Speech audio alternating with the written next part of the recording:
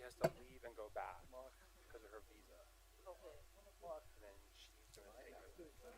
She's up by shop. If I get a new car, Yeah. a new place, and I need So Yeah, I told her, I said, you can use I it, mean, but Car in the garage. here. Yep.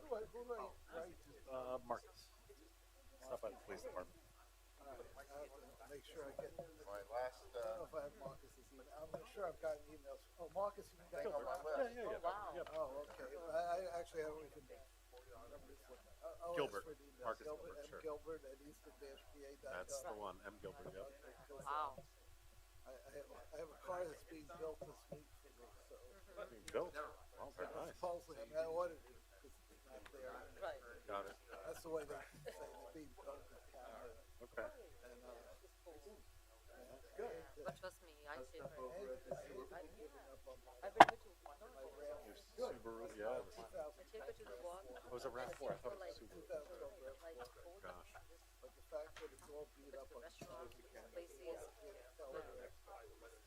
I figure Yeah. truly No, matters. it's not. It's a warm country. Like, it's 65 over there right now. that's right. Oh, yeah. Hey, orange. Hey, Ken. how are you? Oh, my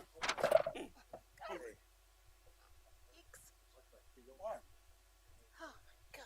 I didn't bring my phone. It's on the charger. Is it 6 o'clock? It's 6. I'd like to call this state of session of City Council to order. Please rise for the invocation followed by the pledge of flag. As we meet here this evening, we ask for your guidance as we deliberate the important issues we address for our residents. We also that you provide a long and healthy retirement to Scott Clabundi, our purchasing manager, as he retires at the end of this week, capping a career with the city for more than 3 decades. We also pray this evening that our nation recognizes the important work and teachings of Martin Luther King as we celebrate his life on Monday. We pray that our nation recognizes that we are all part of the same race, the human race. Amen. I pledge allegiance to the flag of the United States of America and to the republic for which it stands, one nation, under God, indivisible, with liberty and justice for all. Roll call, Madam Clerk. You know you're not fireman. Gotta get my seat. He doesn't want anything. Hello, Madison. Mr. Brown? Here. Mr. Eddinger? Mr. Milan? Here. Mr. O'Connell? Here. Dr. Ruggles? Here. Mrs. Sultana? Here. And Mayor Panto? Here. Approval of the agenda. Move to approve. Second. Moved in second. Any discussion? Roll call. Mr. Milan? Aye. Mr. O'Connell? Aye. Dr. Ruggles? Aye. Mrs. Sultana? Aye. Mayor Panto? Aye. And Mr. Brown? Aye. Action on the minutes of our December 14th meeting. Move the minutes. Second. Moved and seconded. Any additions, deletions, or corrections? Roll call, Madam Clerk. Mr. Milan? Aye. Mr. O'Connell? Aye. Dr. Ruggles? Aye. Mrs. Sultana? Aye. Mayor Panto? Aye. And Mr. Brown? Aye. Public comment on agenda items only. If there's anybody in the public that would like to address agenda items of City Council, please come up, give your name, address, and your 5 minutes. Seeing none, we'll move on to the consent agenda. Under the consent agenda, we have Bill number 35 that was introduced by Mr. Milan, which would amend a section in Chapter 560, Vehicles and Traffic, and it's regarding meters. We have Bill number 36 that was introduced by Mr. Brown, which would amend the fee schedule, and that is regarding where we added the new fees for the new 4th Street parking garage. We have Bill number 37 being introduced by Mr. Milan, where we would be amending a section in Chapter 560, Vehicles and Traffic, regarding handicap parking spaces. We have Bill number 38 that was introduced by Mr. Brown, which would amend the 2022 Recreation Fund budget. We also have resolution approving a COA for 32 South 6th Street, a resolution approving a COA for 121, 127 Northampton Street, a resolution approving a COA for 208 Spring Garden Street, a resolution approving a COA for 8 Center Square, a resolution approving a COA for 233, 235 Northampton Street. We also have a resolution that would approve the conveyance of the property from the redevelopment authority to the city of Easton, and they are 1216, 1218, and 1220 Ferry Street. We have a resolution approving an agreement for TPX Communications. They will be our Microsoft Office license provider. We have a resolution approving an agreement with McTish Kunkel for permitting structural and coating design for the Glendon Hill Bridge at Humor Park. We have a resolution approving the disposal of various police records. And we have a resolution approving a proposal with 3G Tech for material and labor for our new surveillance system for the North 4th Street parking garage. Move the consent agenda. Second. Moved in second, discussion. Can we push, the Bill 37 down to unfinished business? I had a couple questions for the solicitor. There's a request to move bill number 37. I'd also like to ask that bill number 35 be moved for a minor amendment. So we moved 35 and 37 to the old business. Is there any negative votes? So Peter made a moved it to move bill number 37 to unfinished business. Is there a second? Do we need a second for that? Yes, we do. I'll second it. Moved in second. Roll call. Okay, hold on. We're gonna go Mr. Brown? Aye. Mayor Panto? Aye. Mrs. Sultana? Aye. Dr. Ruggles? Aye. Mr. O'Connell? Aye. And Mr. Milan? Aye. And then we have the mayor making a motion to do bill number 35 from removing it from the consent to old business. Second it. Yeah, excuse me, I don't think any seconds needed. I think any council member can request a consent item moved to the regular agenda. We don't need That's the way it is in normal Robert rules, but I don't know how it is here. We don't do that often. No. but Okay, that's fine. That's an amendment. Okay. No. Then we'll move the entire consent agenda was moved and seconded. We'll have roll call. All right, Mr. Brown? Aye. Mr. Milan? Aye. Mr. O'Connell? Aye. Dr. Ruggles? Aye. Mrs. Sultano? Aye. And Mayor Panto? Aye. Reports received by council. I'll accept the fire reports. And we move right on to reports of the committees. Finance Committee, Councilmember Brown. Thank you, Mayor. I have several bills coming forward this evening, amending all of these with 2023 general fund budget, recreation fund budget, wastewater fund budget, general fund budget, recreation fund budget, wastewater fund budget, and the revolving capital budget. That is all on the agenda for this evening. And also under my report, I'm going to ask Mr. Stanicki to speak on the forecast for the next 2 years budget. At this time, I turn it over to him. Great, thank you, Mr. Brown. As required by City Council, the administration has submitted a 2-year budget to the city clerk, covering 2023 and 2024. The 23 budget remains unchanged from what council had reviewed and approved late last year. And that does also include the overstated MMO expense that is on the agenda this evening to be potentially addressed. So going into the 2024 budget, some of the highlights I'd like to touch on include this being a balanced budget. Typically when we produce or provide council with a 2-year budget, that second year, there's always expenses typically overrun revenues, but then we spend the year going through those and whittling that gap down and getting a balanced budget and providing that to council.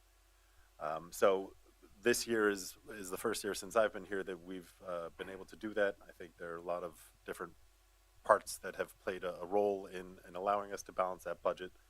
And, we can go into further detail about those. But from a high level, general fund revenues, we've got assumptions here. Real estate taxes are up by 5%. Business related income, so that would be BPTs, admissions, et cetera, relatively flat year over year from 23 to 24. Earned income tax is up 3.5%, which is combined, which is about what we've seen in prior years. I know the last couple of years have been a bit of an anomaly, but we believe that that'll stabilize.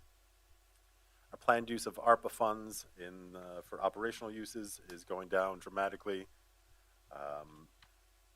let's see here, parking meter revenue. So per council's recommendation, we combined the two parking meter lines into one. That's up slightly year over year. And then net proceeds from the parking authority are up a little bit as well, about 3.9%. On the expense side, for the most part, everything holds flat outside of where we're contractually obligated to make changes, including those with our bargaining units. Fire OT, we are showing down with the addition of the new firefighters, about $50,000 or an 8.3% reduction. And yeah, everything else for the most part remains flat. Looking at the other funds, the majority of those are also flat from 23 into 24.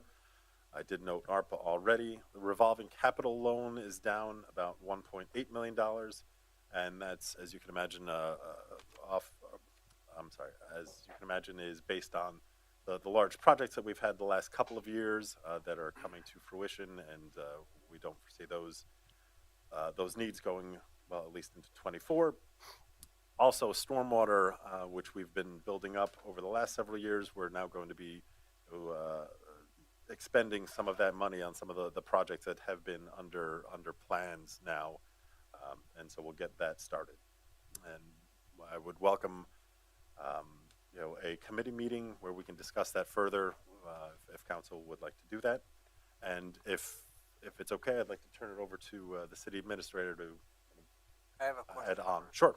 How much is the operational ARPA fund usage down? We're down. It's down $1 million from 23 into 24. From what to what? We're going from $1.6 million to about $500,000. Okay. And that's on the operational side. There are other, obviously, uses that are not operational in nature, where like the facade grant and those sort of things, where there's money going out to the community as opposed to governmental uses.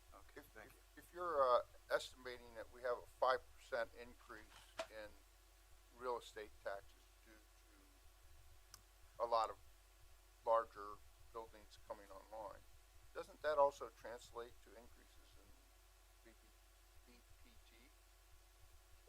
Dr. Ruggles, could you speak into the mic? Oh, I'm sorry. That's okay. So the question was with real estate taxes. Yes, we may anticipate some increases in BPT for those businesses that are going into some of these new developments. So yes, we were conservative on that figure at this time. Any other questions for Mr. Lucinecki? All right, Mr. Campos? I'm going to continue the finance discussion. I'm going to read a statement.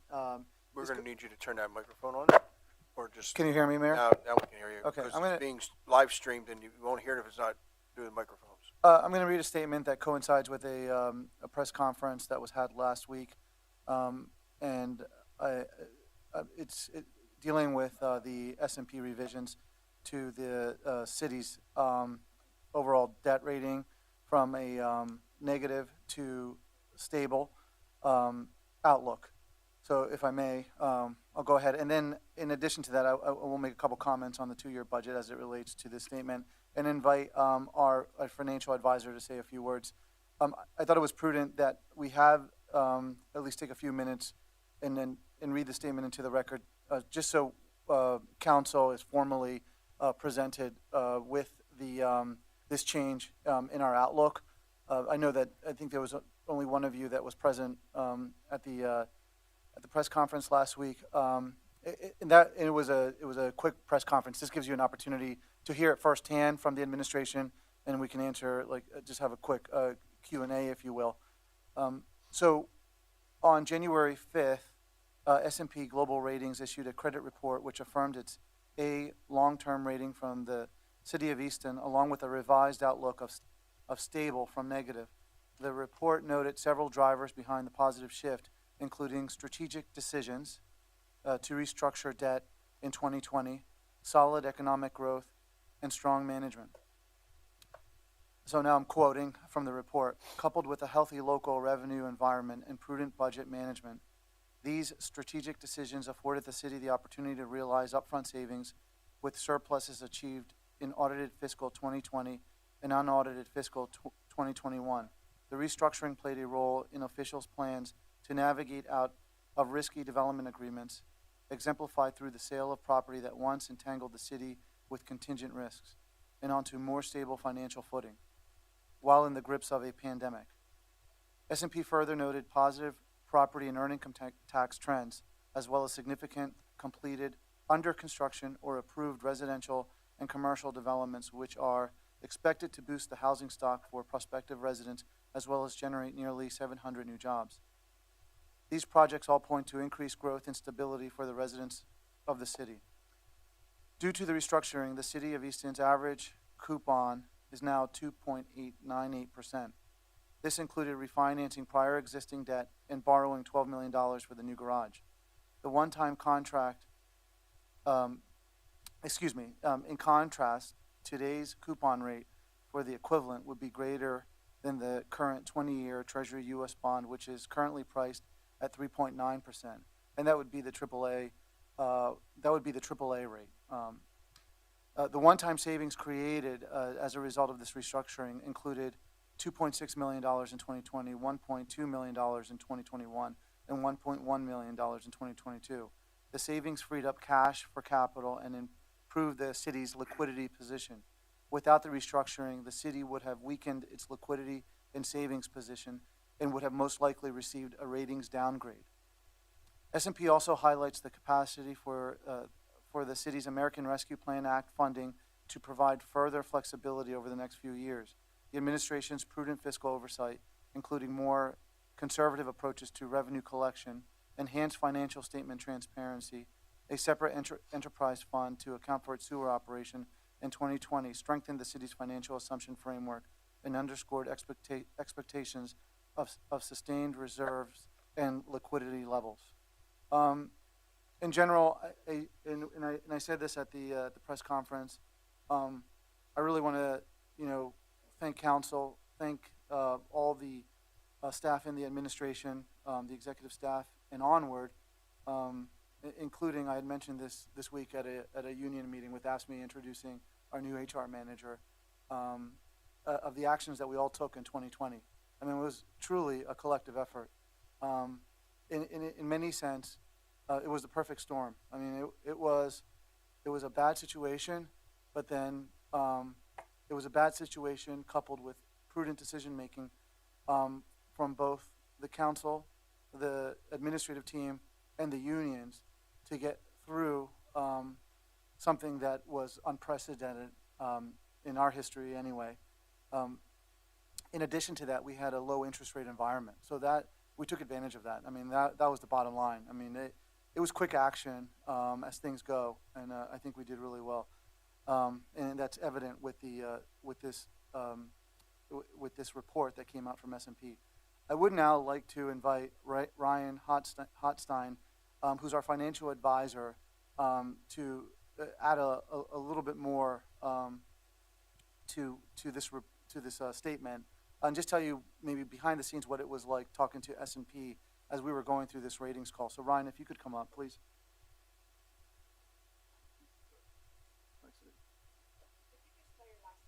Sure, absolutely. It's Hottenstein. Thank you very much, Louis.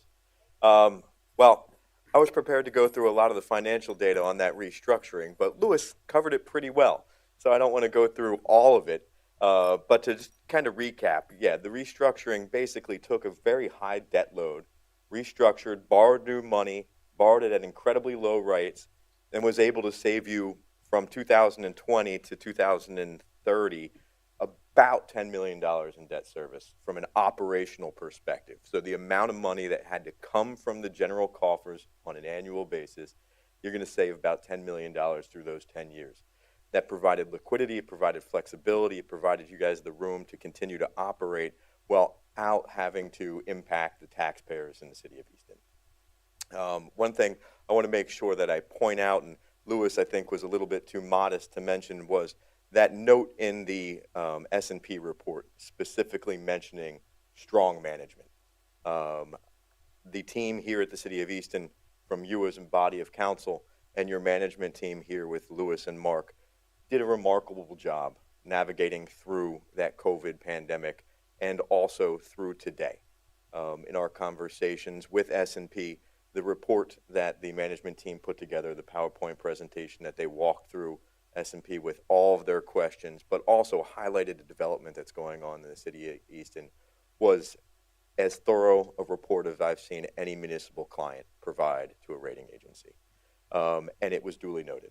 The rating agency absolutely said one of the things the city did was put its absolute best foot forward, and you can see the improvements that have been made there over the last number of years. If anyone has any questions on the report or the details of the restructuring, I'd be happy to talk about it. If not, I hope you have a wonderful evening. This report would be submitted to council, and we can distribute it. If it hasn't been submitted already, I don't know if Mayor, if you had sent it out to, I didn't. I thought Mark was doing it. I will. okay. So we'll send that over to you, Rita. Thank you. Thank you, Ryan. Thank you. Thanks, for your Ryan. advice. Absolutely. It's been very, very helpful, and we got through, as Lewis said, an unprecedented episode of 3 years in the city's life that no one has experienced except for those that lived in 1929. And contrary to popular belief, I wasn't there. All righty, moving on to the economic development. Anything else, Councilmember? No, I'm good. Thank you. Economic development, Councilman O'Connell. I have no report, Mayor. Planning and codes, Councilman Sultana. I have no report, Mayor. Public safety, Councilman Ruggles. Just wanted to report to council that we did swear in 3 new police officers, which brings our total up to 63, which it hasn't been, I don't even know how long. But it was the 3 officers will be here at council for their swearing in front of council at the next council meeting. So On the 25th? yeah. And that's all I have, Mayor. Public Works, Councilman Endinger isn't available. Administration, Councilman Milan. I have no report, Mayor, but I do want to discuss committee meetings after we're done with the agenda, if that's okay. Fine. Report of the city solicitor, Mr. Shearer. I have no report, thank you. And report of the mayor, the only thing I will bring up is the Standard & Poor evaluation. I want to thank the staff and the executive and all the employees who work so hard, and I want to thank the other 5 members of council that supported the scoop and toss. It was really what got us through the pandemic and helped save a lot of money. $10 million. I didn't realize. I didn't add it up. That's pretty good. Moving on to Mr. Campos. Just a couple items. Number one is I've submitted to the clerk a 5-year capital improvement plan. The charter requires to submit it prior to the budget. I just want to let you know that it's being submitted now, so we could discuss it at a future committee meeting. The 23 number does match up with the budget that was approved by City Council. So I do want to let you know that. And then it talks about funding sources for 23. 24 matches up with, for the most part, with what has been submitted to council as well in the 2-year budget. But again, the 4 years, the outer years after 23 are all forecasts, if you will. So,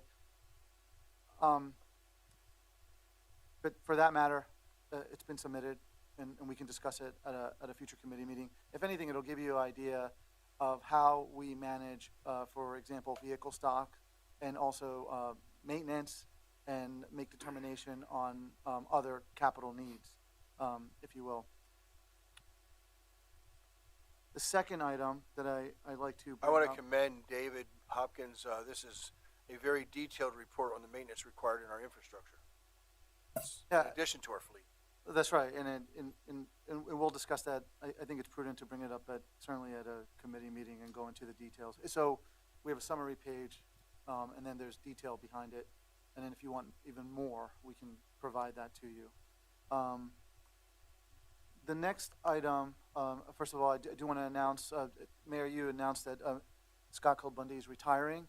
And I echo everything that you said. And for that, I just want to make sure everyone knows that we wanted to do something for Scott, but he did not want anything. He felt like he put his time in and he wanted to retire. I mean, I admire that. He's very humble, but he's really contributed a lot to the city. I know And the community at large too. I mean, as volunteers every year, you know. You're absolutely right, Mr. Brown. He's been working with our new purchasing agent for the last several months, so it's not like we're transitioning this. We transitioned this very carefully, and we are making some changes on the. He was doing a lot of duties, and I think this came through just how he's been here for so long and so many changes that had occurred that he started taking on a lot of different functions. But we were cognizant of that throughout the year, especially when he made his retirement announcement. So I think we have a good plan in place. Now on the flip side, I would like to introduce our new HR manager, who started last week. And if you may, I'd like to call her up, Estelle Geringer. Let me read you just a quick bio. I submitted it to the clerk's office so you can read it as well. But Estelle comes with 20 years of professional experience, including in FMLA, ADA, workers' compensation, employment law. I'll tell you what, she really impressed us. I gave her some hard questions that we're dealing with right now. They were really geared towards, I think, contractual stuff and FMLA stuff that's fairly detailed, and there's some nuances with working with unions. I gave her some real case questions, and she handled them very well. At least I thought she handled them very well. And with that being said, I'm going to have her come up here and maybe tell her a little bit about where she's coming from, what company she's worked for. I think the last thing that impressed me when she was in the interview is first of all, I did bring in Estelle's two subordinates to the initial interview. All right, and this was out of Stephanie Weber's recommendation. She told me, Louis, you have to have the two generalists be involved in the interview process. That's so you're basically you're getting your subordinates involved in hiring your manager.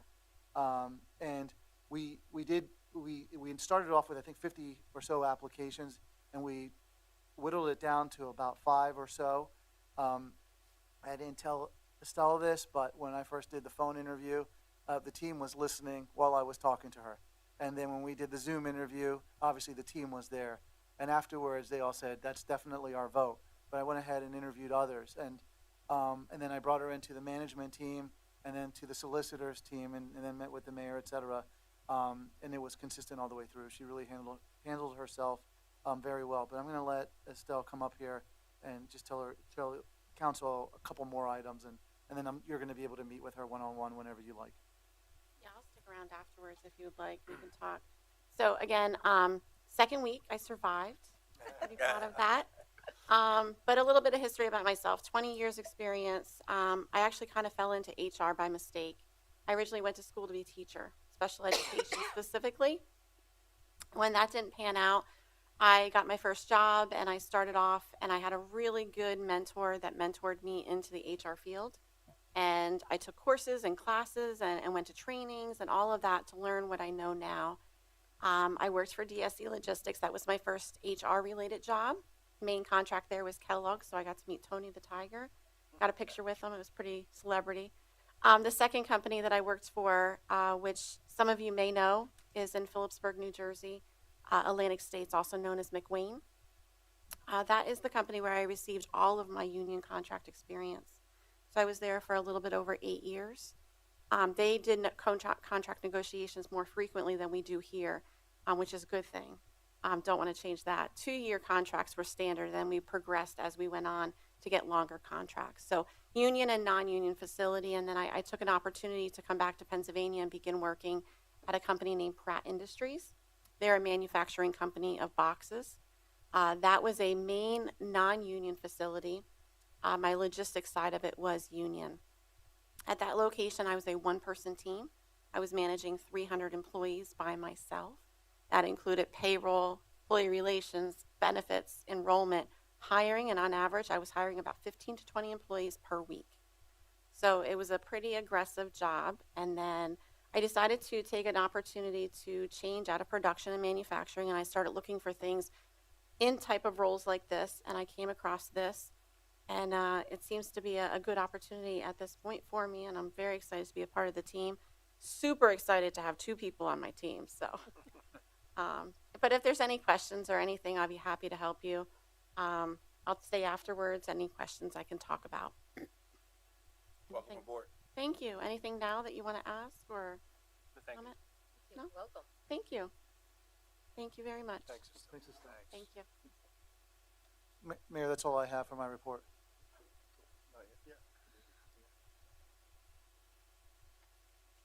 That's all I have for my report. Okay, thank you, Mr. Campos. Joel, getting back to your report, do we want to just announce about the, hydroelectric contract at all next week or 2 weeks? Just that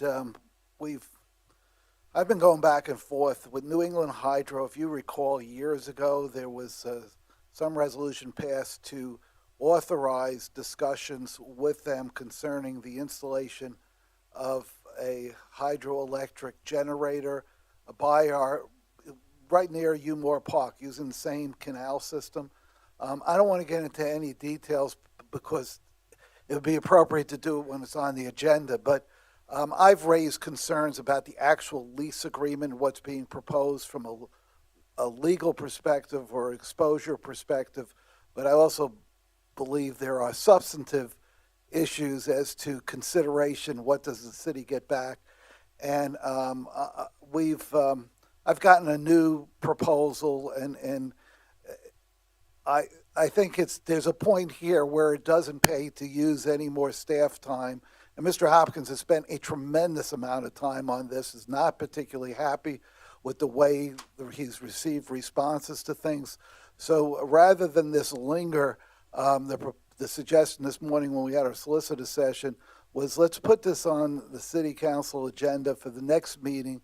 I'll share with you the proposed red line copy of the lease.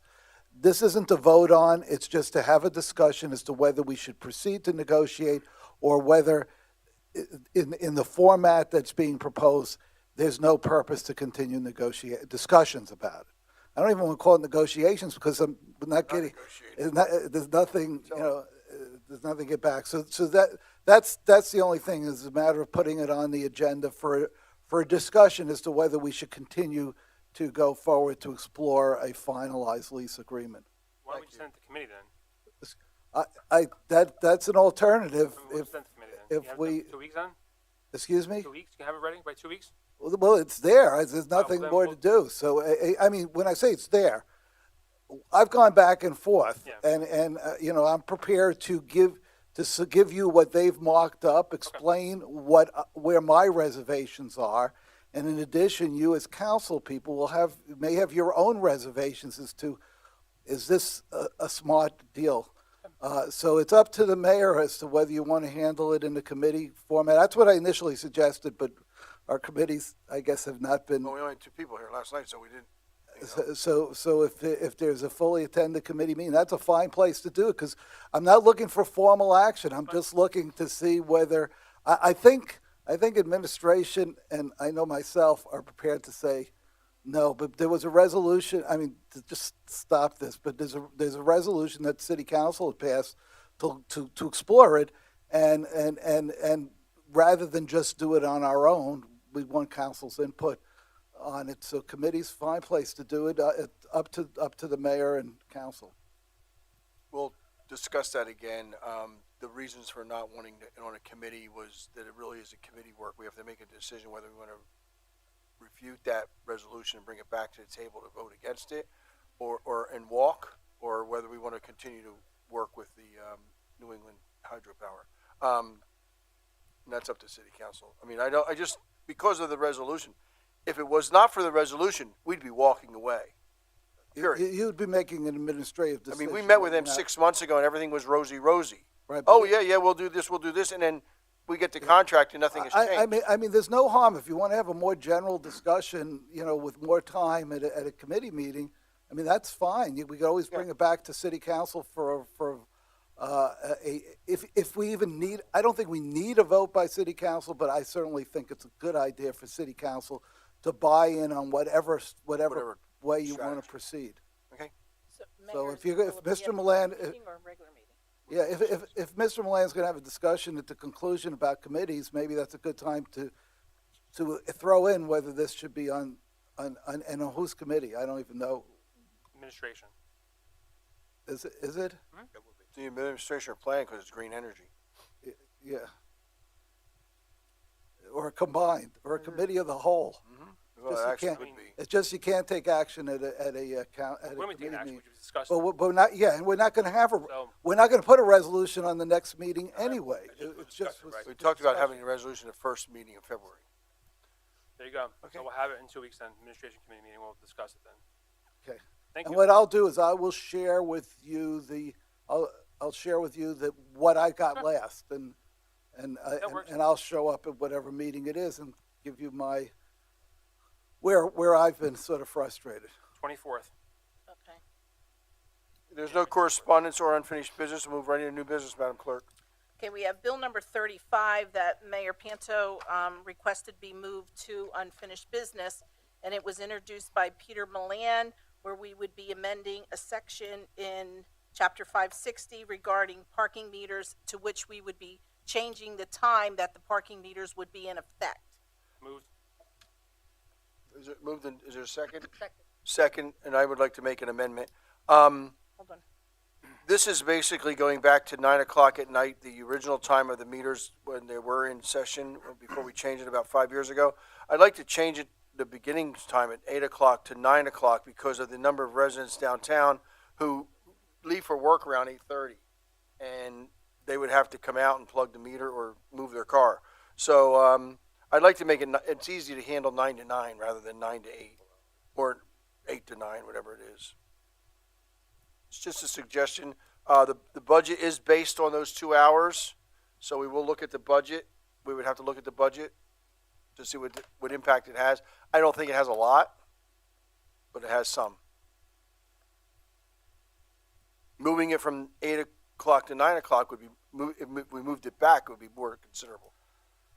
So we're gonna change it from 8 o'clock to 9 I'm o'clock recommending, start I'm time. making an amendment to start it at 9 a.m. to 9 p.m. If you do, if that. Except for Sundays, which is 12 to 6. Right, but if that passes, I would recommend Right. that you vote on it at the next meeting. We would do that. It's a substantial change. Yes, we would do that. But we're increasing to an hour though, on Sundays. From 12 to, s- from. s- it 12 to was 7. 12 to 6, now it's gonna be 12 to 7. 7, yeah. Right. So the change that you wanna 12 to make is 7. from 9 A to 9 P, Monday through Saturday, and on Sundays from 12 P to 7 P on Sundays. Right. Correct? I need a second for that.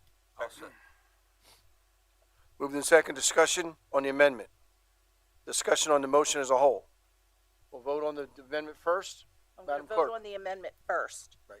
Okay, and then that would be Mayor Panto. Aye. Mrs. Sultana. Aye. Dr. Ruggles. Aye. Mr. O'Connell. Aye. Mr. Milan. Aye. And Mr. Brown. Aye. And now on the whole change. And if you're voting on a whole, what you're doing is reintroducing it with the, as amended. Oh, that's right, we're not even doing it. But I We're not probably, voting on it. you're not gonna vote on it for passage, but, We're gonna wait so till I don't, so I January think you 5th. voted on the amendment, and I think that's probably sufficient to then vote on it as amended in 2 weeks. 2 weeks, Okay, so this is not gonna be totally complete at. until January this meeting. 25th. Okay.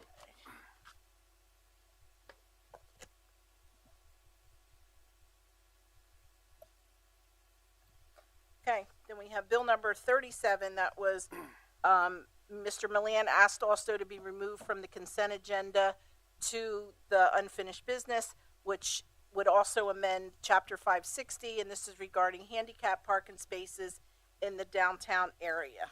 Moved. Second. Moved in second, discussion.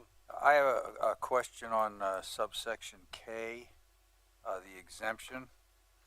Does this mean no handicap spaces will be allowed, no new handicap spaces will be allowed in the downtown area? That's what's being proposed, yes.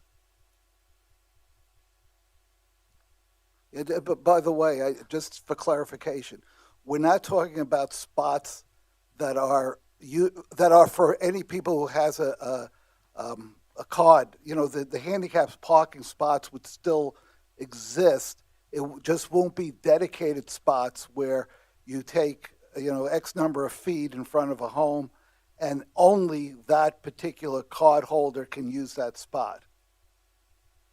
I don't, This does not eliminate, if we have spots in front of City Hall that's for handicap parking Yeah. only, this doesn't change that. right, right. This is only if there is and there are some spots apparently in the corner here, Ferry and Third, that are already granted to people. They will keep those spots so long as they're alive, but there won't be new spots granted to those individuals. I thought Stand if on the somebody plan did, I thought if somebody required a handicap spot, they could get one, regardless of what the ordinance said. I mean, No, we actually have a ruling now. Mr. Clark is the one who handled those cases. He's now handling these hearings at the Board of Health, and didn't anticipate any questions because it was on the consent agenda. But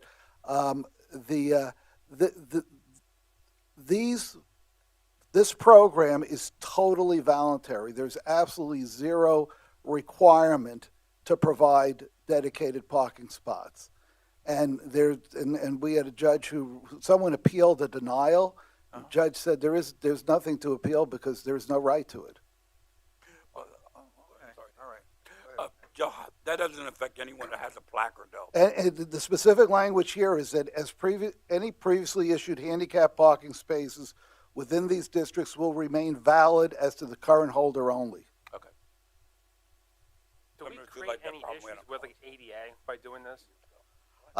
I don't believe so. I don't believe so. It's because if we don't have to have this, if we don't have this to be in spot, if the ADA required that anybody who can't have their, if you had certain criteria there, we would basically eliminate off-street parking for people who aren't handicapped. Because Sure, but I guess my question, to make it more fair though, and more equitable, I mean,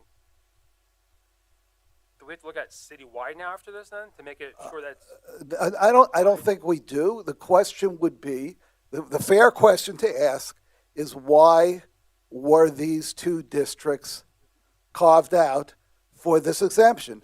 And so that's not for me to answer. That the proposal that came through planning codes. I don't know who suggested it in the first place, but that's I mean, I but could we don't. assume, but I'm not gonna assume. But we would, the rationale would have to be that in this particular zoning district, the limited number of spaces available to the public is so extreme that we really cannot afford, in fairness to everyone else there, to dedicate spots to one registered vehicle owner.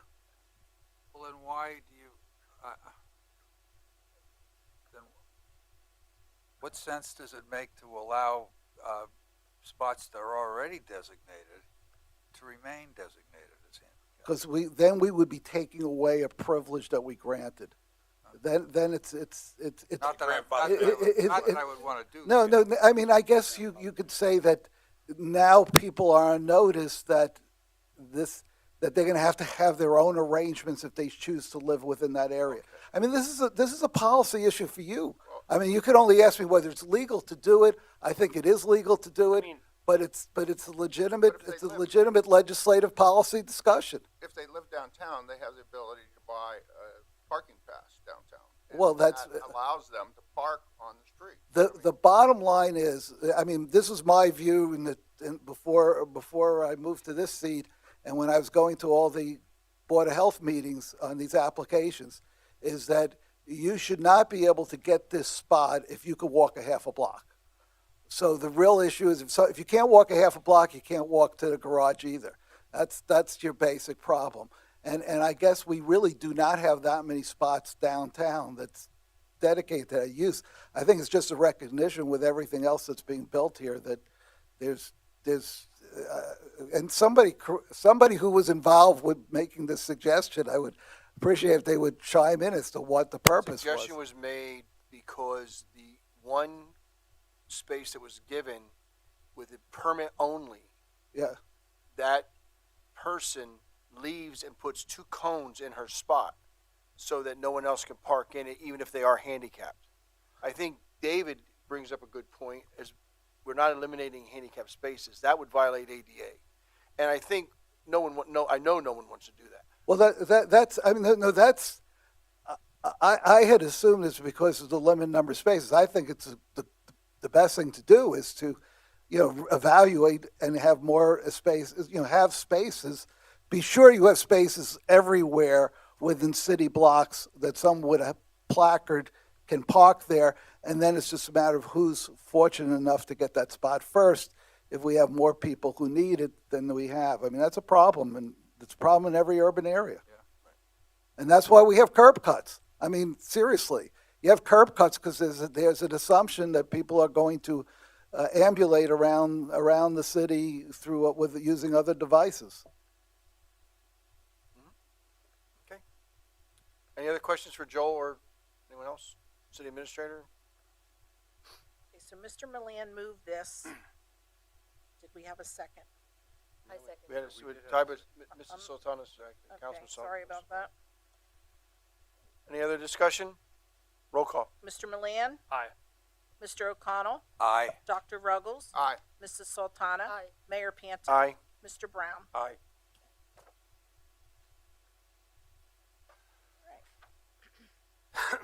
New business. We have bill number 1 being introduced by Mr. Brown, which would amend the 2023 general fund budget. So introduced. We have bill number 2 that would be introduced by Mr. Brown, amending the 2023 recreation fund budget. So introduced. Bill number 3, introduced by Mr. Brown, amending the 2023 wastewater fund budget. So introduced.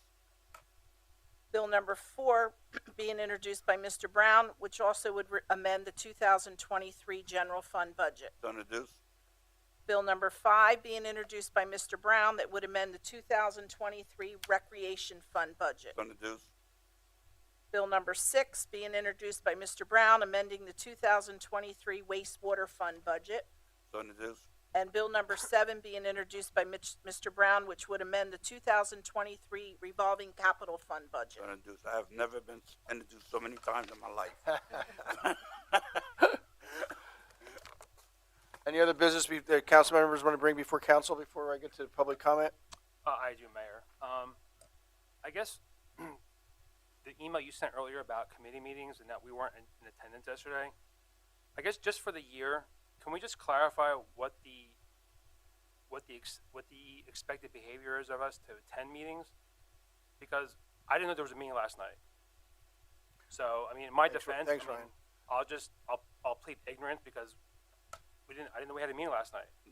Norm, I can speak for myself if you don't mind. You were the only one that called. That's the normal thing. I normally call readers if there's nothing on my agenda. I'll tell her that. If something's on my agenda, I'll let her know that also. And then I'll call her back midway through the week or something and say, hey, has anybody else called in? That information goes over to administration. Administration, yay and nay. We're going to be meeting or not. So that's how I do it. We don't cancel any meeting until we know there's a reason to cancel it. We didn't cancel last night's meeting. The meeting is scheduled by policy Right. for the last 40 years. Right. It's been the second and fourth Wednesday and the previous Tuesday. And so we showed up last night, expecting a meeting. And now, and we also, I expect, it's on my personal opinion, it's not anywhere in writing, but if you're on this council, you should be attending the committee meetings, because even if your committee isn't meeting, because you should be there participating in whatever discussion is taking place. I think committee meetings, as we talked about at our strategy session back when the new charter took effect, is to be used not as a dress rehearsal for Wednesday, but for items that aren't on necessary, like the New England hydropower. We'll talk about it next Tuesday, or next meeting, of January 24th, in committee to discuss it and get all the facts and opinions on the record, and then we'll make a decision in February. Even though it's not on the agenda on Wednesday night. Back when the city council met before, they had the exact same agenda, Tuesday night as Wednesday night. It was just nothing but a dress rehearsal. So committee meetings are to be used. For example, the recycling effort has a problem in the market with recyclables. Well, should we be talking about that? How, we get complaints all the time that the garbage men are picking up recyclables also, and are they or aren't they? And should we be doing that? What are we doing to promote a parking? We get a lot of parking complaints. The legislation that's there is being enforced. Should we talk one night just about parking? We have coming up one night just talking about on the agenda will be the renegotiating the lease or the sale of the Suburban Water Authority. I mean, we said it would be done in the first quarter of this year. So that's good work for a committee, because you may talk about it for 5 or 6 meetings before you actually make a decision or a recommendation for a decision. So that's what I view the committee meetings as. I view the committee meetings as an opportunity to have all of the council members talk about. Last night we talked about the finances. Dr. Ruggles brought up about the $508,000 and what other items could be used that for. That he talked about the senior trash discount, and we talked about. We were here for a good half hour, even though nobody else was here. So I guess my question is, what changed then from last year to this year? I think in my time on council, we've always had a Tuesday meeting scheduled. And we've always had, if it was not going to happen, we've always had an email come that said the Tuesday night meeting is now canceled. Absent that, we have a Tuesday night meeting, in my view. Well, I mean, and that's, I don't know of any time that hasn't happened. I mean, I have emails from last year that I summarized where we were asked if anyone was having a meeting.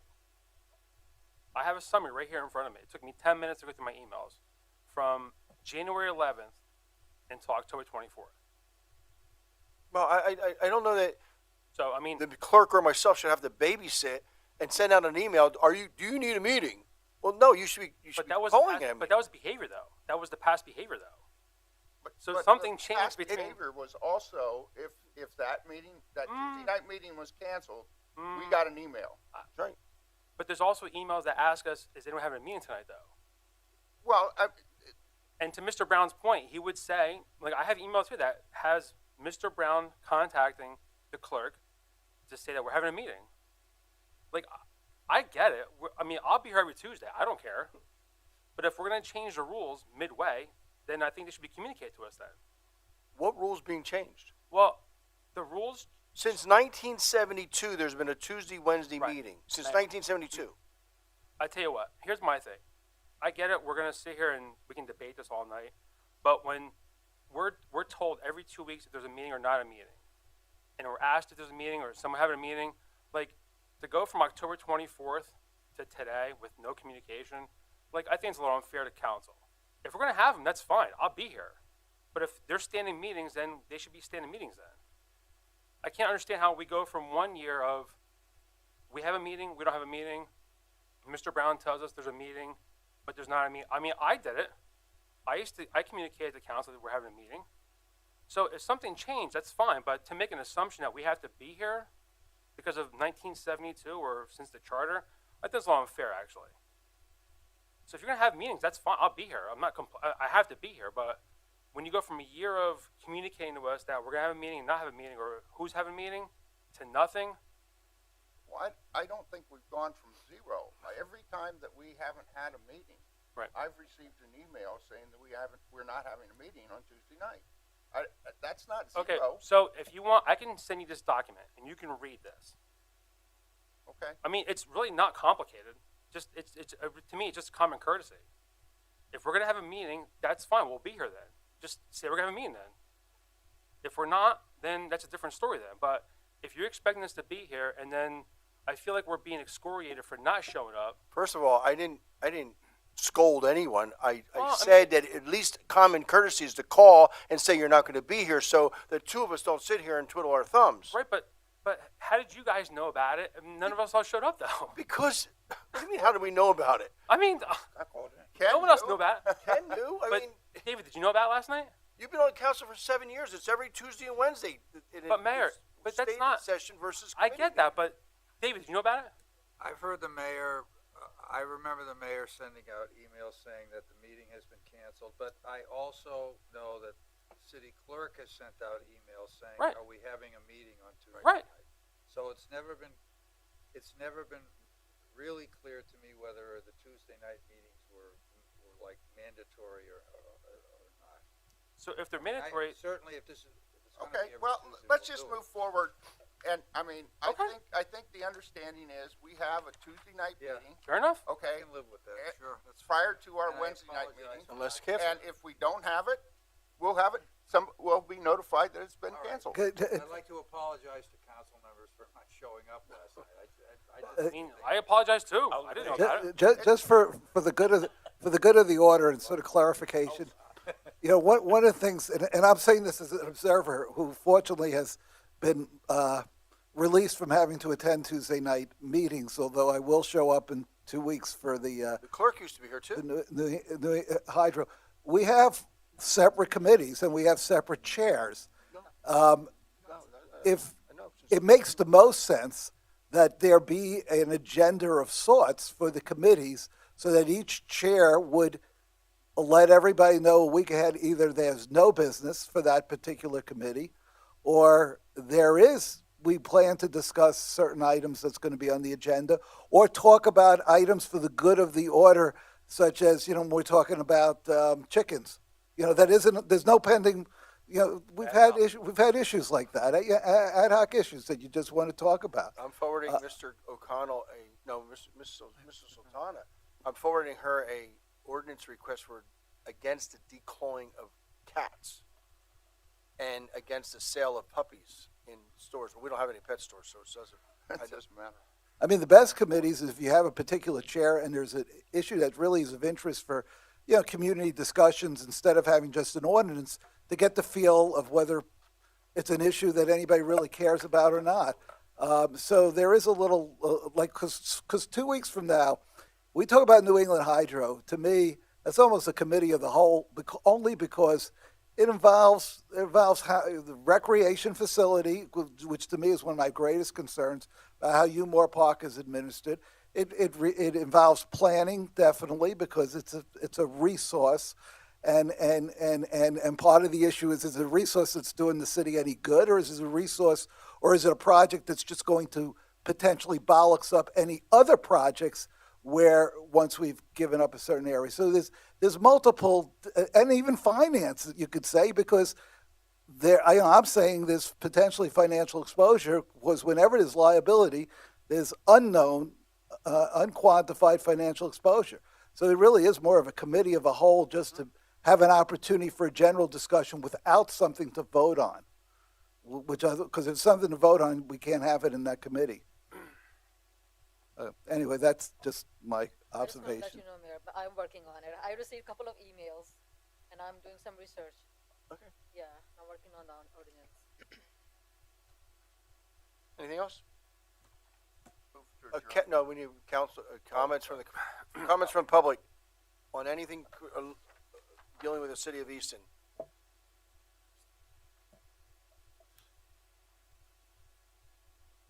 Hello, my name is Ron Morris. I own Mercantile Home in downtown East End with my husband Ken, 140 Northampton Street, and I live in the West Ward at 1002 Washington Street. I just wanted to come up and talk quickly about the parking initiative that's going through. Not to really talk about the need for meters, or I know that that's always an argument, and it's one that I don't really care to have. I do want to say that in consensus with a lot of business owners downtown, I missed that this came through because it was at Christmas when all of us were in the weeds, with the holiday, which is great. That's what we do.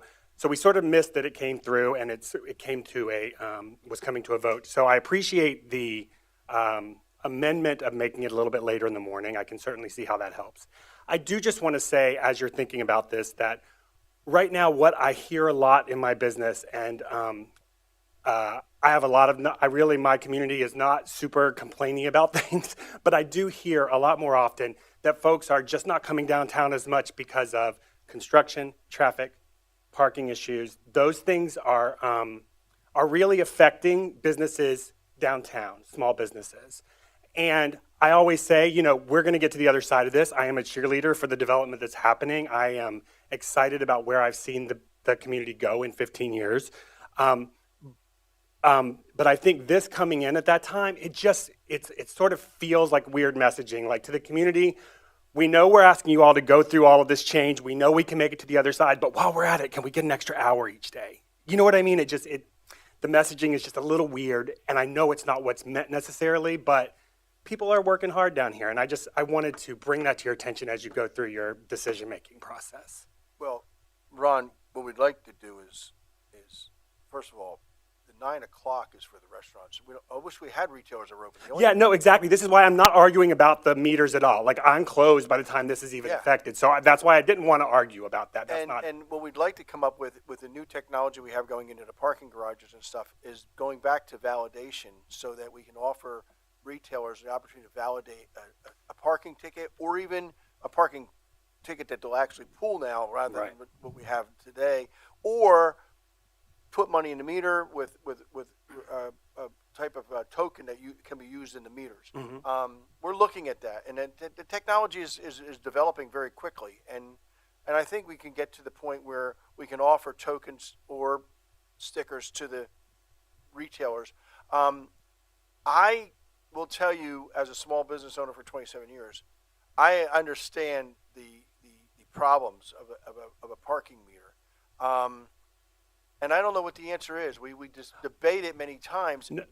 But I will tell you that as a result of our meeting with the EBA a couple of weeks ago, John Kingsley's not here, but we're looking at how we're going to offer business loans, low interest loans or zero interest loans for businesses that are struggling. And that should be coming out within the next 30 days. Great. Well, and like I said, I really am not arguing about the meters. I know that they're necessity within a community, and I know all of the things. I just feel like it's important that you are sensitive to the fact that people really are feeling this, and they're keeping their spirits up about where we're moving. But when we get little things like this, it's just one more little thing that cumulatively we feel. And I just wanted to make sure we communicated. And you forgot to mention you're in the public market, too. Oh, yeah, and exactly. We're definitely feeling it there. That garage. Mr. Morris, what's the name of your business? Mercantile Home and the Mercantile Outpost. And I got the blue cat. That's right. I would probably come back in 2 weeks then, Yeah. because we're gonna vote on this. Okay. Okay. Yeah, absolutely. Thanks. Thank you very much. Thanks, Ron. Ron is also part of the group that we met with, talking about technology as to how we can notify people of street closures for festivals and for construction. So Mazen's working on that, and Dave, and we'll have that hopefully before the next construction season. And we also work with the codes department, that when a contractor comes in to talk about getting space for their cranes, that we decide where the crane's going to be placed, not them. And so that we keep it off the main areas like Center Square. The hotel, I know they were out there looking at it today. The hotel was looking at, we told them right out, they cannot go on to Center Square. Those 5 spaces are going to be are there for those businesses. They're looking at putting their crane solely on Northampton Street, renting 2 parking spaces and parking it there, and not closing an entire street. So we take that to, we'll keep looking at that. Any other comments from the public?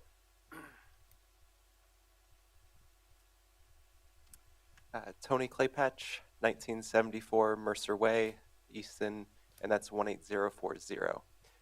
Just to kind of piggy off of Ron's comment about parking down here, I was hoping the city could also explore alternative ways to get downtown here.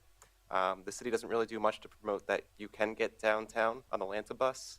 I mean, for me, I live in Forks. It's very convenient for me to just take the 214 right downtown here to City Hall. Back in October, Allentown did give out free passes to residents to get to their Halloween parade. So I feel like that's something that the city could consider for future city events, GDP events. I feel like it'd be a great way to avoid just having to park downtown here in the first place. Thank you. Thanks, Tony.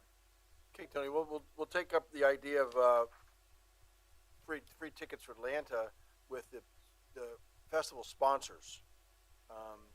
Unfortunately, we don't sponsor the event. We work the events, but we don't sponsor them. The only thing we do sponsor some concerts, but Bacon Fest, Heritage Day, Garlic Fest, there are other committees that do those. But I think it's a great idea. It's a good suggestion.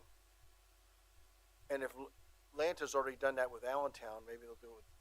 We can use that as our springboard for discussions with Owen about using it for Easton, and not just what we're looking at. The trolley that we have, unfortunately, we bought it. We went for the appearance rather than the function, and it only seats 23 people. So when we use it for festivals, we get people more upset with us because there may be 40 people at the trolley stop, and we can only get 23 people on there, and we leave, and then it takes an hour to get back. So it really didn't work out well for us. So that's why we didn't use it at all this year. It's one of the reasons. The other reason was we couldn't trolley drivers. We didn't have it in the budget for their increase. They're in demand.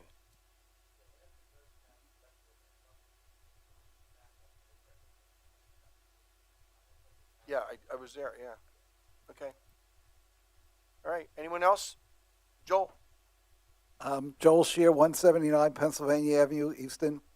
When we talk about what committees can do that really is better than council, I just wanted to share with you the frustration we had experienced with MedEd, our local utility company, from the Friday before Christmas. If you remember, it got very cold that weekend. 11 o'clock, a tree came down a block away. I'm driving home at noontime, and there I see two MedEd trucks leaving, and I've learned already that when MedEd trucks leave, it's because there's a tree that has to be chopped up before they'll do anything. Well, the tree service was there within 2 hours. The tree was chopped up within 3 hours. We got our power, and this affected, according to the MedEd site, 20 to 100 homes. We got our power back on Monday at about 11 o'clock. So this, there was a big event regionally, but it wasn't a big event here.